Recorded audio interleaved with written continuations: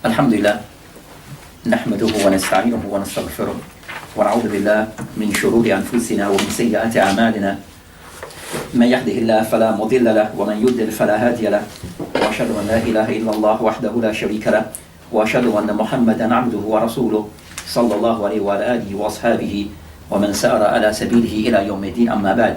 So continuing our lesson discussing the book Bulugu Al Maraam by Sheikh by Ahadeeth Ibn Hajar rahimahullah, and we are covering concerning Bab Sifatul Salat. So discussing the chapter concerning Sifatul Salat or Kitabu Salat min Bab Sifatul Salat. So we started a discussion and discussed some of the Ahadeeth pertaining to that matter, and before then we discussed concerning the Bab, the chapter concerning Al-Adhan.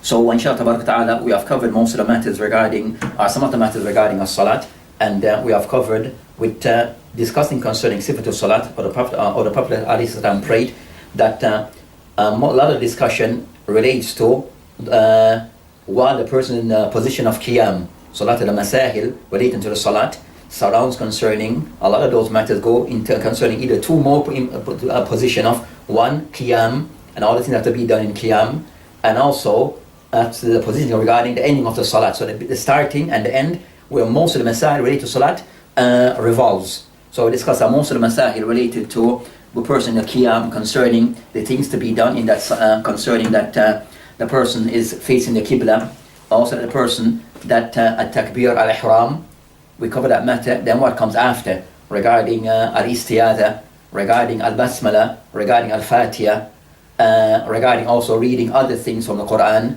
and the different matters that relate concerning that for each Salat, what of the length of different of Salat the Prophet ﷺ would pray. So we have covered most of those things. So a bulk of those matters regarding that we have covered them, and then we started discussing concerning the next position of the Salat, which is related to al-Ruku. So we discussed concerning al-Ruku, regarding the person, regarding the Musalli going into Ruku and also coming up from al-Ruku. So we have covered, so we start concerning the hadith of Abu Sa'id al-Khudri anhu regarding this matter, then continue with the discussion. So we read the hadith of Abu Sa'id al-Khudri, then regarding what is to be said in al-Ruku, and then take it from there, bi'idhnillahi ta'ala. I think this one is raising his head after the ruku. Raising his head, Okay, narrated Abu Sa'id al-Khudri radiyallahu anhu, Allah's Messenger sallallahu alayhi wa sallam used to say while raising his head after bowing, let me just get the Arabic. Allahumma rabbana lakal hamd mil as-samawati wal ard wa mil ma shi'ta min shay'in ba'd. I think there's more. أحلى الثناء والمجد الحق ما قال عبد وقلنا لك عبد اللهم لا مانع لما أعطيت ولا مؤتي لما منعت ولا ينفع ذا الجد منك الجد. رواه مسلم. So that's concerning, so in continuing discussion regarding Sifatul Salat, regarding also of those supplications. So the hadith of Abu Sa'id al-Khudri anhu is regarding of those supplications that can be said while in al-Ruku or coming from Ruku. So he mentioned a hadith that is stated concerning that Abu Sa'id anhu قال كان رسول الله السلام إذا رفع رأسه من الركوع. So regarding what is to be said, or the supplication that can be said when upon the person coming up from al-Ruku. So he mentioned that to be said, Allahumma rabbana lakal hamd mil as-samawati wal ard. Some other mentioned mil as-sama. So some narration mentioned mil as-sama, and some mentioned as-samawat. So in the sense of some mention sama means that what is above the heavens, and some mention as-samawat. So slight difference.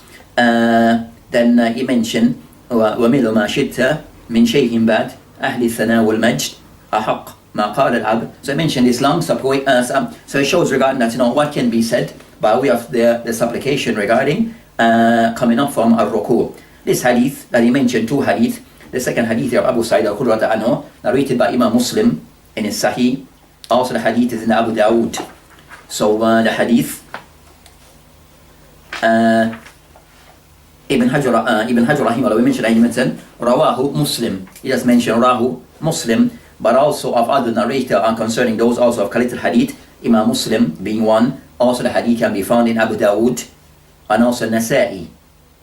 and also of Ibn Khuzaymah or Bayhaqi and others. So the hadith is narrated not only by a Muslim, but he mentions Sahih Muslim because it's the more authentic of the collectors. But also with from Kutubu Sitta, Abu Dawud, Nasahi, and also from those who stipulate that the hadith is authentic, Ibn Khuzaymah in his Sahih. So as for the hadith that we have mentioned before regarding that of the things that the person come back from ruku, of the things to be said. So he mentioned the first part regarding Allahumma Rabbana wal Kalham. So mentioned that can be said, that's the least of what is to be said. In coming up from ruku, the least of what is to be said, Allahumma Rabbana wa lakal hamd. Then anything after this, min as-samawati wal ard, it is something which is additional from the azkar that can be said.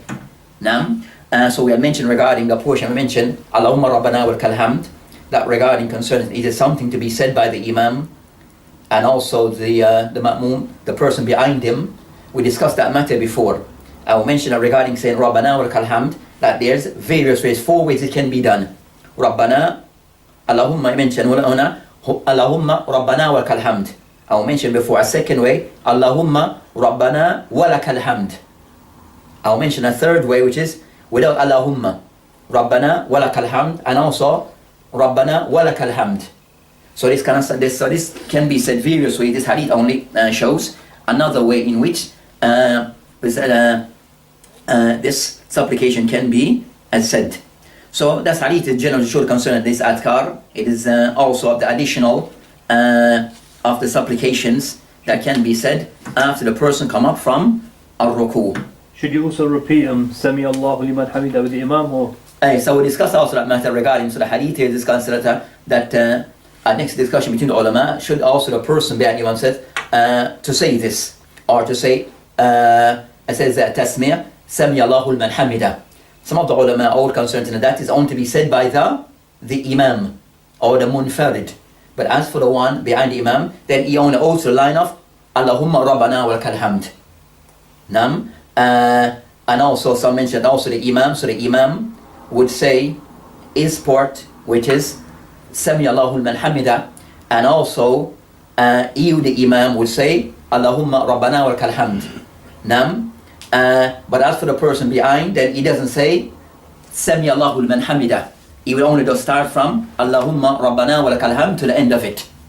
Or the person who's praying by himself. So you have a discussion between the ulama, and some kind of more lean towards that from Allahumma Rabbana wa lakal hamd is to be said by those behind. But the Imam says Sami Allahu. The Imam says Sami Allahu alhamd tasmiyah. So the Imam would say it, and also he would say Allahumma Rabbana wa lakal hamd. As for the person behind the Imam, you just say Allahumma Rabbana wa lakal hamd or Rabbana wa lakal hamd. So that's concerning that particular matter. But a khilaf between the ulama regarding this. Then after the masala discussed concerning, he showed them that as for this particular hadith, which is the hadith before, the hadith of Abu Hurairah that he mentions different matter regarding takbir. So show concerning that the takbir can be said different place. But this hadith here that we mentioned is just mainly to prove regarding that the additional supplication that can be said regarding when a person come up from ruku. The full or said the full supplication that can be said where the person will say all of this. Or if it is sufficient for the person just to restrict himself to Allahumma Rabbana wa lakal hamd. But if you wish to say anything additional, then it can be said based upon what is mentioned by this particular hadith. So I mentioned tahmid can be done 4 ways, by saying Rabbana wa lakal hamd, or second Rabbana lakal hamd, or third Allahumma Rabbana wa lakal hamd, and the fourth Allahumma Rabbana lakal hamd. So these are 4 ways it can be done, as we had mentioned before. Is it obligatory to at least say that much? That's the least to be said. That's the least to be said. Then anything else, it becomes mustahab.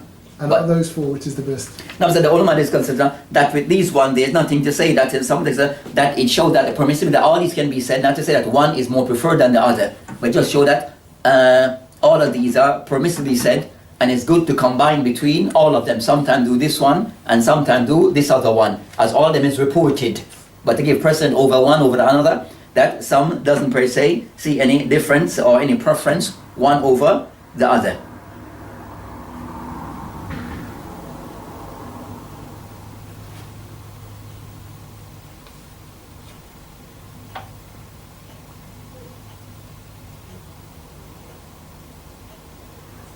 So they mentioned that ثم يقول وهو قائم in the hadith of the Adventist ثم يقول وهو قائم ربنا ولك الحمد. Regarding concern a person that is said, that part is to be said when a person now come back to the full standing position, upright position. So while in motion, the Imam will say isbik, then when a person come back to the full standing position, then he will say ربنا ولك الحمد. So that's confirmed from this hadith. They mentioned to know that also from the hadith it shows concern that al-i'tidal ba'da ruku, the person coming back to a standing position after ruku is also of the wajibat or of the arkan of the salat. So the person coming back after ruku to the standing position, then this from the arkan of the salat, based upon this hadith, and also the hadith of al-musi as-salat, when the Prophet said to the person ثم ارفع حتى تعدل قائما, that you should come back after ruku, come back to a standing position. So it shows that it's from the arkan of the salat, that a person must come back to a full standing position after a ruku. So you find that's the view taken by Jumhur of the ulama, that coming back to a standing position, it is something of the arkan of the salat and wajib, and that's the view taken by Imam Shafi Ahmed rahimahullah, and of the evidence that we mentioned. Then and also Prophet Islam that always will do so. So by words, command, and also by the Prophet Islam by his action. Imam Malik rahimahullah and also Imam Abu Hanifa rahimahullah are of the position that coming back to that standing position after ruku, that it is laysa bi wajib, that it is not wajib to be done, laysa bi wajib. But we said now that view that they mentioned in that wajib, that is contrary to what is mentioned by the adillah, by those adillah, the hadith regarding Musi as-salat, that the Prophet mentioned ثم عرف حتى تعدل قائما, that you should go back to the standing position. It proves that it is something that is command to be done. So that the position that is something wajib and something of the arkan of salat, then that's the more correct position taken by those aimma, based upon the zahir hadith, based upon the apparent hadith that mention this particular matter. Who is it? Imam Shafi said? Imam Shafi, Imam Ahmed, that it is wajib of the arkan of the salat, and Imam Malik and Imam Abu Hanifa, or that ila anna raf wa ihtidal, that is not wajib.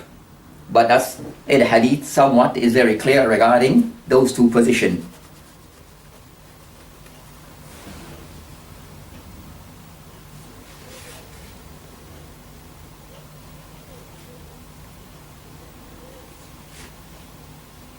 Then also the hadith so that's concerning, and we already discussed concern that the Prophet Islam regarding the takbirat, that from one movement to another, that you always do the takbirat, or at-tasmi' or tahmid. So regarding concerning at-takbirat, for every movement, then they eat a takbirat, that is said Allahu Akbar, which is the majority of cases.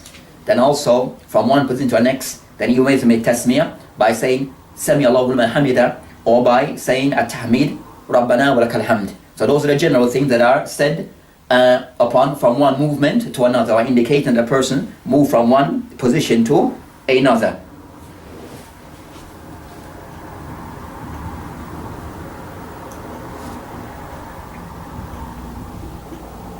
So also the hadith they mentioned of Abu Sa'id, it also proves the point concerning the permissibility of a dhikr, which is mentioned after coming up from ruku, which is the dhikr concerning from the end of it.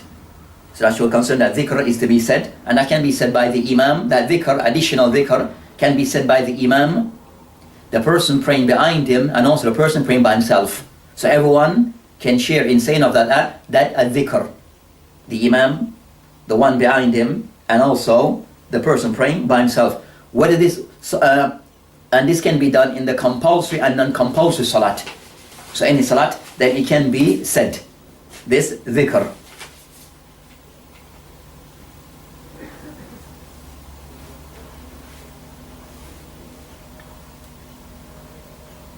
And now rahimahullah, he mentioned fihi kamal at-tafwidh ila Allah subhanahu wa ta'ala. That a person, by this dhikr that is mentioned, that he showed the person that is full reliance upon Allah subhanahu wa ta'ala and going back to Allah subhanahu wa ta'ala. With a person meant itaraf bi kamal al-qudrah, can someone to know it, the person acknowledging Allah subhanahu wa ta'ala that he has full power and might over everything. Nam, and also that Allah subhanahu wa ta'ala have control, and that he's the one that is alone regarding his affairs, and also that Allah is the one who governs the affairs of the creation. He's the one who governs the affairs of the creation. The person, by saying this dua, is the person acknowledging that these are of the rights of Allah subhanahu wa ta'ala, which is a part of Allah subhanahu wa ta'ala's tawheed, part of Allah subhanahu wa ta'ala's at-tawheed regarding that particular dua. So with that hadith kind of somewhat is mainly kind of somewhat to clarify that regarding the person coming back from ruku, then there's what is wajib to be said, and also that which is mustahab. So wajib, rabbana wa lakal hamd. Other than this, concerning the supplication that is mentioned, then this is something which is mustahab to be said. Anyway, so that's concerning that particular matter. So we go to the hadith that follows regarding what is mentioned here by the author rahimahullah. The hadith of Ibn Abbas. Narrated Ibn Abbas radiallahu anhu, Allah's Messenger sallallahu alayhi wa sallam said, I have been commanded to prostrate on 7 bones, on the forehead, and he pointed at his nose, the hands, the knees, and the tips of the feet. Agreed upon. Anyway, then the author rahimahullah then mentioned concerning our next hadith,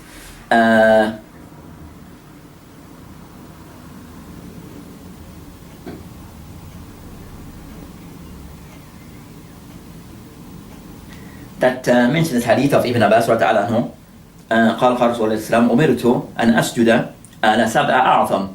Then so yesterday, as for this portion of the hadith concerned that Ibn Abbas radiallahu anhu report that the Prophet ﷺ mentioned that I was commanded to prostrate upon 7 limbs. So I said, after this hadith, this portion of the hadith, and the hadith muttafaqun alayhi in the Bukhari and Muslim, that part of the hadith mentioned that is kind of somewhat is says in the ijmal, where the somewhat the Prophet generalize but clarify that a person is expected to prostrate upon 7 limbs of the body. Then he went on then to kind of somewhat to identify and be more specific in now identify those limbs. So give us a general instruction, then right after explain it as to what's actually now intended, what is actually intended. In the same hadith, so they mentioned concerning this hadith is mentioned in Bukhari and Muslim.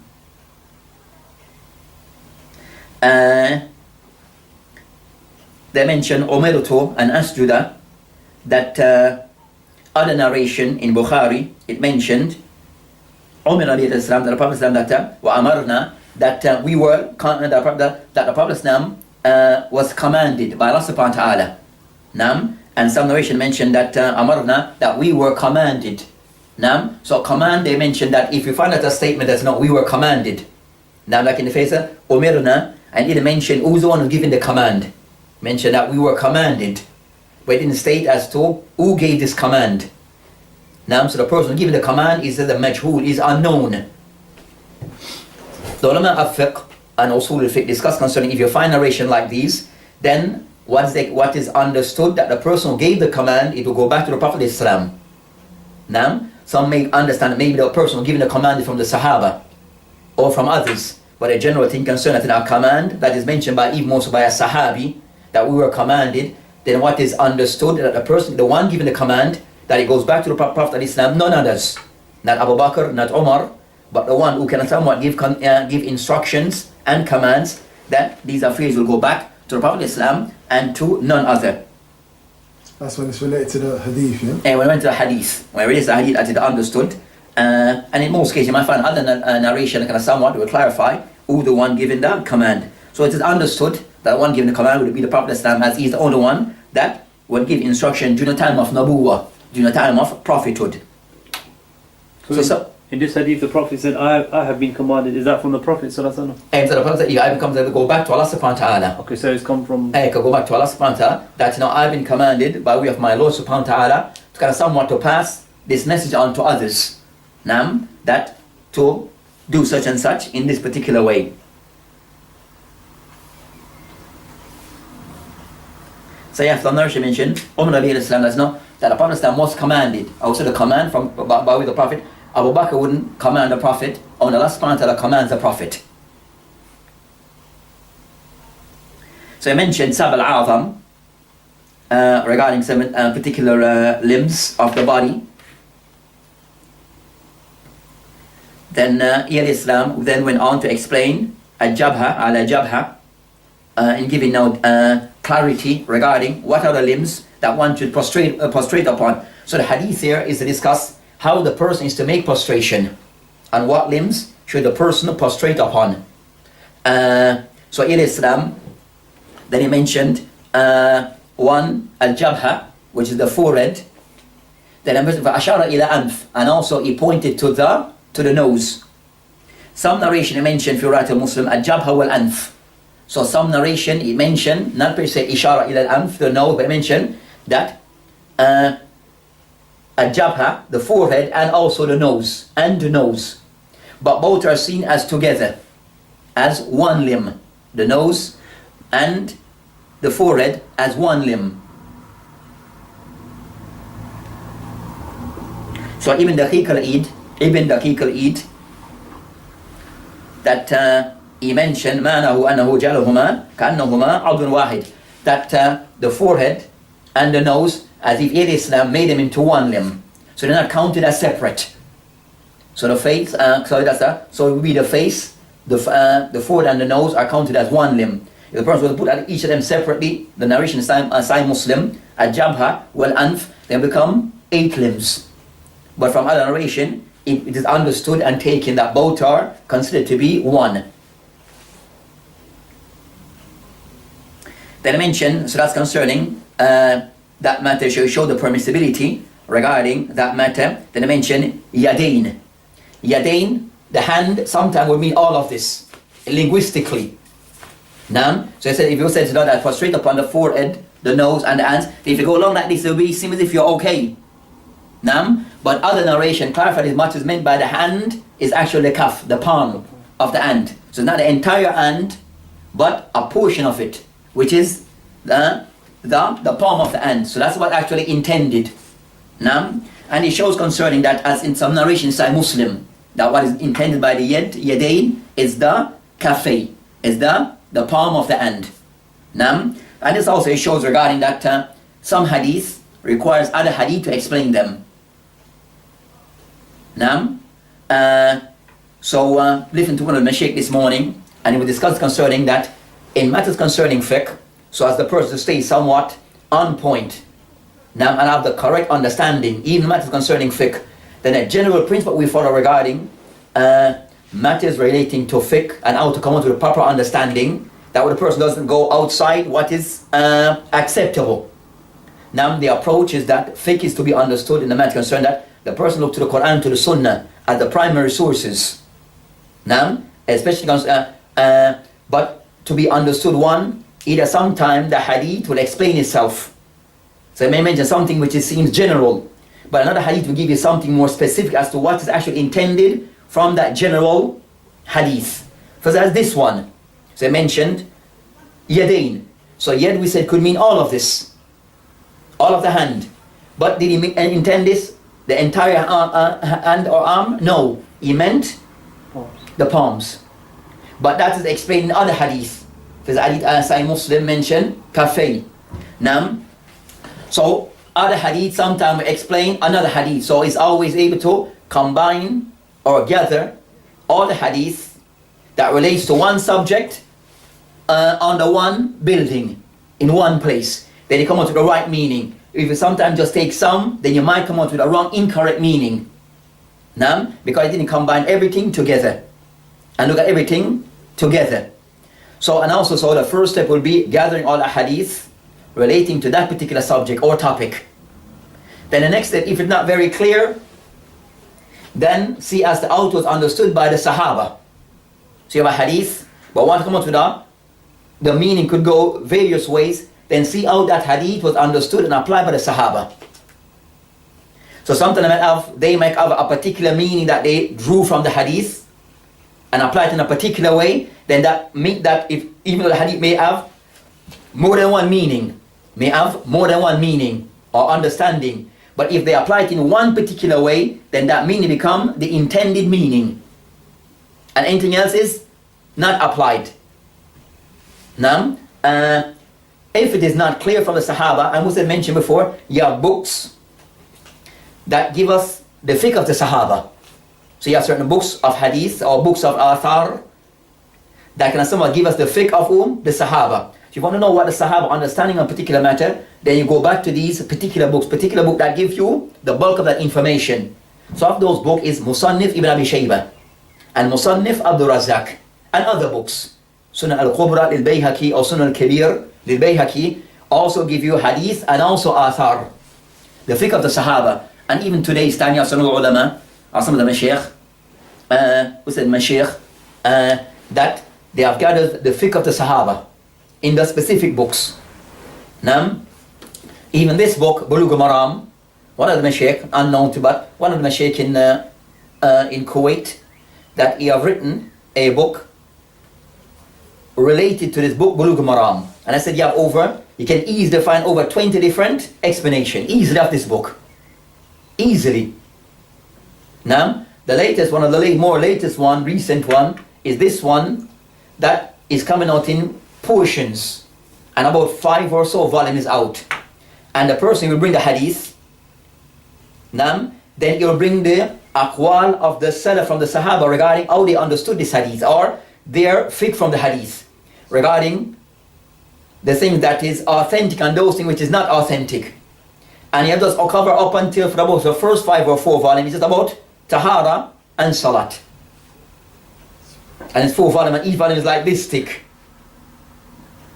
Because he just kind of start more focus on what have been related to that hadith coming from the Sahaba. The things that are authentic and those things that are not authentic. And if something is not found, then the person go back to the A'immatul Fuqaha of the first 3 generation. And you'll find that, if not amongst them regarding it, then you go back, you rely upon what is said by the ulama, the main of the ulama in after them. Ibn Abdul Barr, Ibn Taymiyyah, and others. And it is was mentioned not to go outside any understanding that have never been preceded by the ulama, kibar ulama. Meaning the ai''imma. So if something, understanding that a person of contemporary time is saying, I come up with this understanding. See who before you proceeded in this matter. As mentioned by Ahmad bin Hanbal. لا تقول قول ليس فيك imam. Do not take a position that there is no imam that proceed on that matter.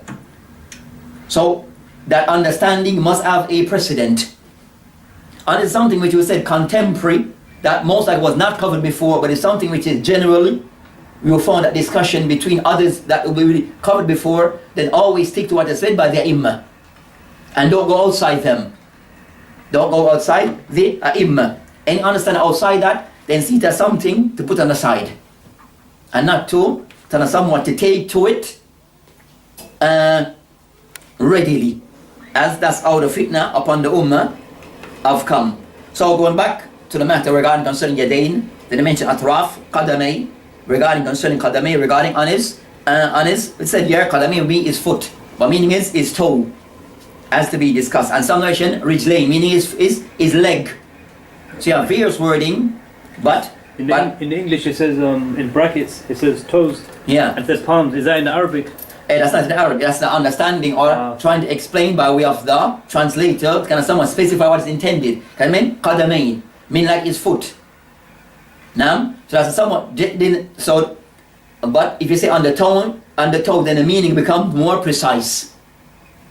Now, but a word in Arabic says qadamay wa rijlay. Now, so you mentioned qadamay wa rijlayn, not toes. Toes would be like asabi'. Now, how do they derive the toes from that then? This is just the translate.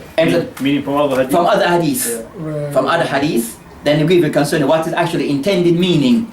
Now, the certain words maybe you that is general, but the more specific is by way of other hadith.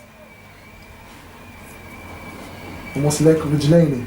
Rijlain, meaning that both legs. But you understand, we said no, that's just the general wording that are used. So this hadith alone wouldn't be sufficient to use as evidence. Now, this hadith, this hadith gives a general picture of sujood. Now, it requires even some of the wording that I use require other hadith to explain the actual intended meaning, the more precise meaning. Consider the word qadamay, you understand, could be understood this way or that way. Or the word rijlay could be understood this way or that way. Now, but by way of other sources give us now exactly the more specific, precise meaning.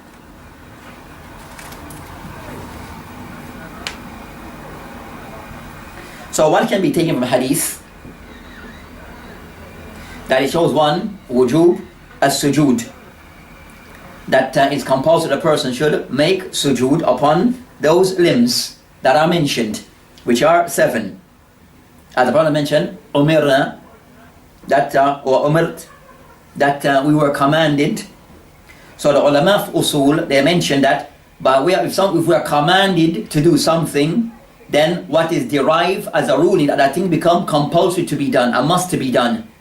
So if we're told that we are commanded, you're commanded to do something, then the ruling that is derived is that act become compulsory. That's a sign that come. And that's the view taken by Imam Ahmed wa Ishaq and one of the views of Imam Shafi.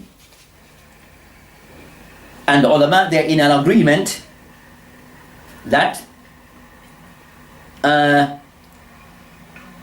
prostrating on one's face, the face touching the ground, now that bit is compulsory, and that's agreed between the ulama. That's an agreement between the ulama that the face, the forehead, touching the ground is a must. Then they disagree regarding the other limbs, regarding is a must or not. But the face agreed upon. Everything after, regarding the forehead, everything after then they disagree. Is it wajib to touch the ground or not? When you said the face, is that included in the nose? Even the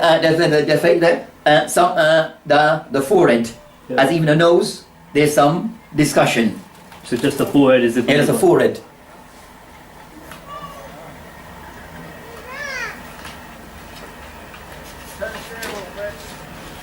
So after then you have a discussion between the ulama regarding, but from the hadith, so you find a difference between concern that that Imam Malik in general, Imam Abu Hanifa or Imam Shafi, in one of his views, that all those other than the face touching the ground, that it is not compulsory. But Ahmed wa Ishaq and others, all that, for everything must touch the ground.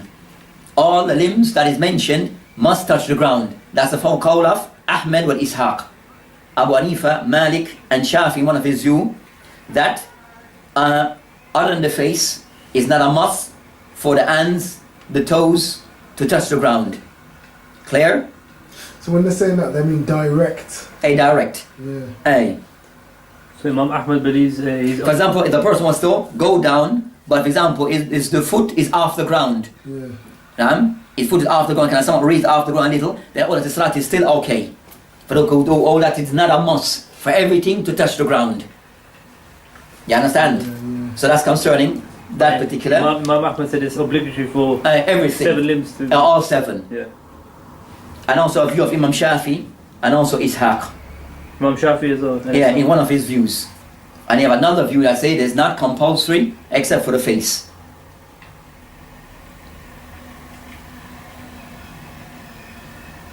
And when someone mentioned by the way of the face, they mean the jabha. More so the forehead. Naam. But based upon the hadith, and they said that the dalil that they use, they said the hadith of Musir Salat, which for them becomes, like we said, that the main hadith, the core hadith that explain the wajibat and the arkan of salat, it didn't mention about these limbs, just mentioned sujood in general. Yes, without specifying what are the limbs that needs to touch the ground in sujood. Because there's no that hadith generally, but this hadith, because it's specific, then it's as an explanation of the general hadith of Al-Musir Salat. This hadith is more specific regarding what are those limbs to touch the body, so it takes precedent in this case. It takes precedent in this case, so it becomes based on the hadith, then all those limbs, based on the view of Ahmed, that should touch the ground, or should be on the ground. This is the strongest opinion. It has a more stronger opinion. Did Imam Shafi have another opinion? You said this is one of his opinions. He has two views, that the face is the only thing, and then everything is not compulsory. Then one of his other views, that everything like Ahmed, everything like Ahmed should be on the ground. So did he change his view? Now sometimes one imam may have more than one view. Okay. Sometimes may have more than one view on a matter based upon the evidence that come to them, or so sometimes that does occur. Even some of the ulama, they see it as a aib, a form of something to criticize an alim about. You have more than one view. You understand? Some may criticize that an alim may have, but some may see it as that it's not something which is totally wrong, or that sometimes may occur that the imam may have more than one view on a particular matter. Sometimes may change his view. Something could be a sign of change of view. Something could be a sign of change of view. And sometimes not. You just have more than one view.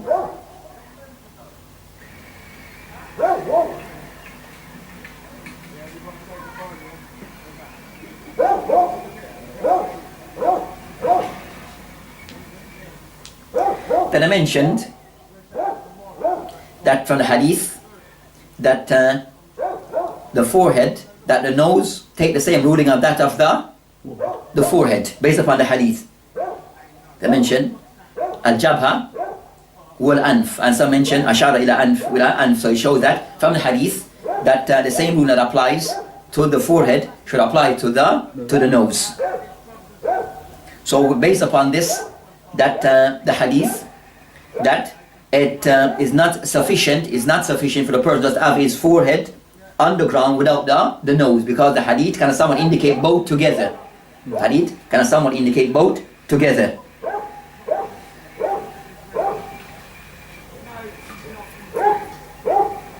So what is it then when you're wearing the kufi or the sisters wearing hijab? That's the next issue today. So discuss concerning that. Our next issue concerns that should the person concerns the person prostrating, more so concerning that the forehead on the ground, that it should touch the ground directly without anything in between. They discuss regarding concerning in between could be the person that the Prophet sometimes prayed and said khumra, something on the ground. Now, so you have those who go overboard regarding the person when he prostrate, he has to prostrate something which of the said a part of the earth, such as the Shia, Ar-Rafida.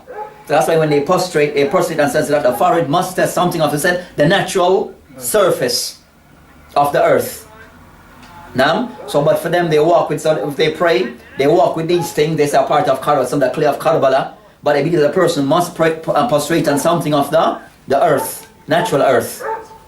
Now, but because whatever view they may have, they even go to the next level, consider that to be something from Karbala or whatever. But you must pray, prostrate on something of the natural earth. They put stone there. So they put stone on all those things. So some say preferable or whatever. Either that have to be something clay or for stone from Karbala.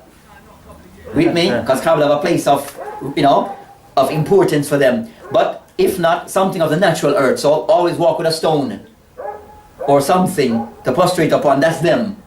So that's going overboard on that matter, and that's bidah. Now, then our next matter we discuss by the fuqaha regarding the person, for example, the person wearing a kufi or something of that is part of his garment, interfering with him touching the place of prostration. Now, but from what they mentioned that some of the Prophet that when he would pray in the Sahaba, that because that is better that the forehead actually touch the ground surface directly. But if due to it very hot or reason and need, the person can put something in between, if that thing is from the garment that he's wearing. You understand? Based upon if the ground is very hot. So putting something, the kufi can someone put it forward so that that is allowed if there is a need, but it's preferable that it directly touch the ground. But if something is done or put there, then there's nothing wrong. As in the hadith of Anas bin Malik anhu, قال كنا نصلي مع النبي عليه السلام, that Anas mentioned that we used to pray the Prophet Islam, فيدع أحدنا طرف الثوب من شدة الحر في مكان السجود. والحديث in the Bukhari Muslim, that Anas bin Malik anhu mentions that we used to pray the Prophet Islam, and that some of us would place some of the portion of their garments at the place of sujood because of the intense heat. So it proves that it was done because of a reason. So it shows the permissibility of this being done. So there's nothing wrong if there's a need for this to be done. And also sometimes even prayed on they say a khumrah with a form like we call it like a something that you will pray on. You will pray on something, so it shows that that could be done based upon the situation and circumstance.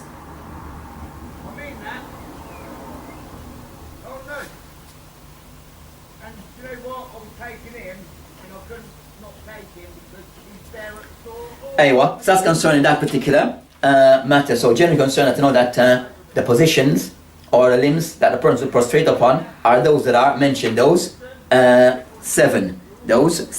I mean that they are actually touching and firmly placed on the ground. The next hadith.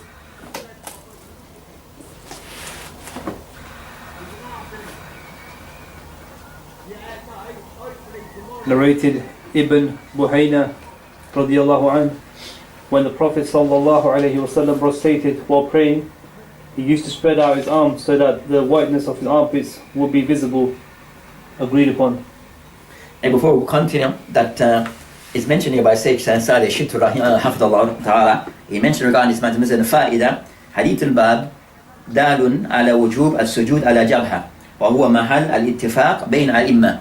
That he mentions, for example, he said, this is Shaykh Sa'ad al-Shitri, which is ma'ruf. So he himself also have an explanation of Bulugu Maraam. And it's like it's in 3 volumes, and more like this one is more like used as a form of like for teaching purpose, because you go to like a college, online college or a college. So this book is used for that purpose, which is good for ta'aleem, especially like people in the West. So he mentions that the hadith, what can be extracted from the hadith, it indicates that it is wujub, compulsory, that one should prostrate upon the forehead. They mention mahal al-ittifaq bayna al-imma. Then they mention urya and Imam Malik. There's a narration and Imam Abu Hanifa rahimahullah annahu qal in sajada ala anfihi dun jabha adza. If the person, Abu Hanifa, is supposed to be a ruling upon a statement upon Abu Hanifa rahimahullah, if one was to prostrate upon his nose without the forehead, then his salat is acceptable. Qal Ibn Mundhir. I'll mention what we said before, that the ulama are in agreement that touching that part of the body is agreed upon. But then it mentioned ruya, meaning that it is not confirmed, going back to Abu Hanifa, something to be looked into. But this is a statement is mentioned upon Abu Hanifa rahimahullah, that if the person was to prostrate only on his nose and not on his forehead, then his salat is still acceptable. Then they mentioned Qali ibn Mundhir, and Allah mentioned La alab ahad sabaqahu ila hadha qawl. He mentioned Ibn Mundhir, I do not know of anyone who proceeded, meaning Abu Hanifa, in this matter. A form of lack of showing that a form of rejection of this. That so it showed, I mentioned before, regarding matters regarding deen, that is a system. When someone comes with something that is somewhat go against the grain of what ulama upon, even be an alim sometimes, then that matter is not to be taken just be taken on board without further investigation. And that's Abu Hanifa rahimahullah. So he mentioned, لا أعلم أحدا سبقه إلى هذا قول. I do not know of anyone who preceded him in Abu Hanifa on this qawl. And that's Abu Hanifa rahimahullah. So it showed that matters are to be weighed out. Not everything that is said by an alim, it is just taken like that.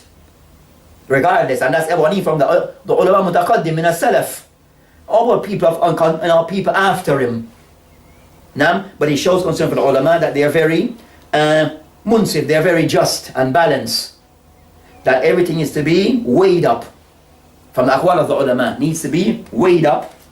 So no one preceded him in regarding that view, if it is confirmed that he did say it. Okay. Then I mention وَقَدْ خَالَفَهُ and خَالَفَهُ فِيهِ صَاحِبَهُ, and also his two companions disagreed with him on this matter. Meaning Abu Yusuf and Muhammad ibn Abi Shayban, that they also disagree with him on this matter, and that's his two close companion. That so it showed that the ulama matters sometimes needs to be looked at, not just be taken like that. If you don't find that there's others that are in agreement with you, especially on important matters. Time for salat. Close, huh? 5 minutes. 5 minutes? 5 minutes. Inshallah. Also it shows concerning hadith as a form of fiqh, istidlal bil ishara. We have understand that in some of the narration that we mentioned here, that it is that he used as a form of proof, that's pointing to the nose. So Imam Islam pointed to something in explaining certain things, then that now take that thing, now carry a ruling by him just pointing. So he didn't say anything, but by him, at least the Prophet pointed at something, then that also, then you can extract a ruling from this, as in this case. Now, so as I mentioned concerning the hadith or the sunnah, what the Prophet says and what he does. So he may be doing something, or his action of Ali could be in pointing at something. Now, and also his af'al could be in various ways. Him just doing something become something to be looked into, the form of dalil. In pointing, so all those things of his af'al in various ways, it becomes a form of dalil and can be used and also indicate what is actually intended. Then also you mentioned that that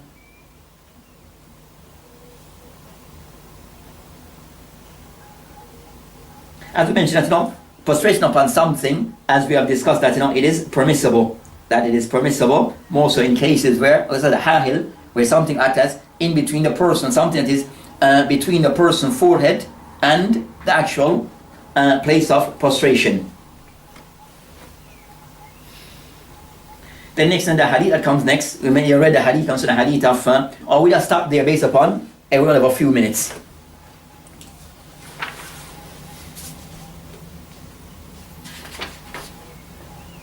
So that's concerning, so those ahadith is discussing concerning the matter relating to as-sujud. Now I'm concerned that clarifying the correct way in prostrating, and we said that Ibn Hajar rahimahullah, because the book is, we said that didn't go and mention set hadith. Now you can somewhat, in some cases, mention the main hadith. So regarding sujood, he mentioned a main hadith. Now I've read it, which is the hadith concerning Abu Ibn Abbas regarding that, were commanded to prostrate on 7 limbs. Now, then kind of somewhat mention other hadith, kind of somewhat to explain further as to how that prostration is to be done. So hadith mentioned give us a general idea, then other hadith give you a more specific idea regarding how to prostrate correctly, or even more in more detail. So that's what we said in understanding hadith and fiqh, that not just let us take some and dismiss or not mindful of other narrations, but everything is to be combined together to give the person a full, proper understanding as to what is intended and how to apply things correctly.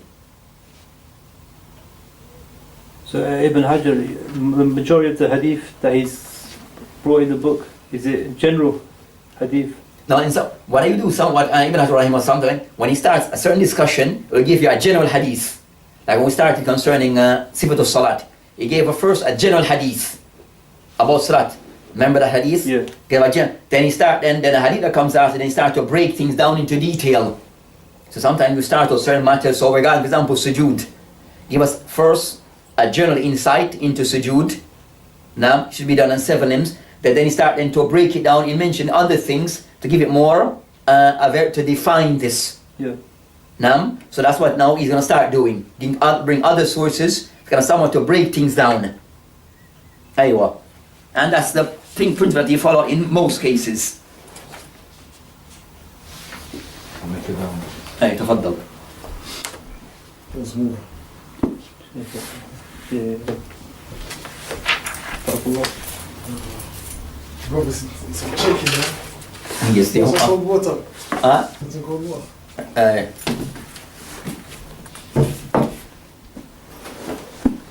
We carry on from the next, 235 inshallah. Inshallah. Next week. But what's his name, man? Yaqub. Yeah, he'll be back next week. Oh, you're back, okay, travelled. Yeah, he was here, he's here, but he just wasn't going to make it today. Yeah,